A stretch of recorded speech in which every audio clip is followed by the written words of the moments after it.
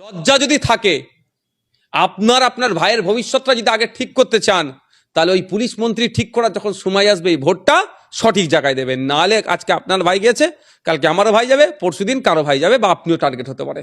মুসলমানদেরকে শুধু ভোটার হিসাবে রেখেছে, মানুষ হিসাবে এদেরকে ট্রিট করেনি। মানুষ হিসাবে ট্রিট করলে এতক্ষণ গ্রেফতার হয়ে যেত। পুলিশকে পরিচালনার জন্য পুলিশ মন্ত্রী আছে। পুলিশ মন্ত্রী ঠিক করেন আপনারা যারা শুনছেন আমার বক্তব্যটা, তাদেরকে বলছেন না যে আমার ভাই আক্রান্ত হচ্ছে, এবার আমি আক্রান্ত হব। যখন পুলিশ মন্ত্রী ঠিক করার সময় আসে তখন সব ভুলে যান। কেলানি খেয়েছেন, কেলানি শব্দটা খারাপ লাগতে পারে, কিন্তু আমি বললাম যে গায়ে লাগে। যদি ভুল ভোট জায়গায় দেওয়ার ফলে আজকে এই দিন দেখতে হচ্ছে। সঠিক জায়গায় যদি ওরা ভোটটা দিত এই দিন দেখতে হতো না। ভোট যখন দেবে তখন বলছে বিজেপিকে আটকাতে হবে, ভোট দেবে। তাহলে বিজেপিকে আটকে বিজেপির কার্যকলাপ তাহলে বাংলাতে কি করে হচ্ছে? যারা ভোট নিয়েছিল সেই সময় তারা কি বলেছিল? ইউপি বিহার হতে দেবো না, আমাদেরকে ভোট দাও। তাহলে ভোট দেওয়ার পরে ইউপি বিহারের মতো অবস্থা হচ্ছে কেন? এর জবাব তো তৃণমূল কংগ্রেসকে দিতে হবে। আর যারা ভোট দিয়েছেন সহ্য করতে হবে তাদের। পুলিশ মন্ত্রীকে ঠিক করার দায়িত্ব তো ভোটারেরই। ভোটার ঠিক করে দেয় আগামী 5 বছর কারা সরকারে থাকবে। যারা সরকারে থাকবে তাদেরই পুলিশ মন্ত্রী হবে। তো পুলিশ সরকারে থাকার দায়িত্ব আপনার হাতে। এত ক্ষমতা, কে সরকারে থাকবে সেটা আপনি একটু করতে পারছেন, কিন্তু ওই ক্ষমতার সঠিক প্রয়োগ না করার ফলে আপনার ভাইয়ের আজকে আদমরা অবস্থায় আপনার ভাইকে দেখতে হলো।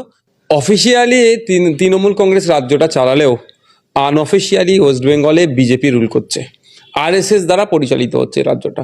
ফলে রাজ্যের বিভিন্ন স্তরে সংখ্যালঘু মুসলমানরা আক্রান্ত হচ্ছে। বিভিন্ন ইস্যু তুলে অনৈতিকভাবে অতর্কিত হামলা চালিয়ে এদেরকে খুন করার অপচেষ্টা চালাচ্ছে। দুর্গাপুরের পরে বারুইপুর, পশ্চিমবঙ্গের মাটিতে আমরা দেখতে পাচ্ছি বারবার উগ্র হিন্দুত্ববাদীদের আস্ফালন। এই যে আমরা বারুইপুরের ঘটনা দেখলাম, একজন নিরীহ টোটো চালককে রীতিমতো ধারালো অস্ত্র দিয়ে তাকে আঘাত করা হয়েছে, নির্মমভাবে তাকে হত্যা করার একটা চক্রান্ত ছিল। এই ঘটনা বারবার পশ্চিমবাংলার মাটিতে ঘটছে, কি বলবেন?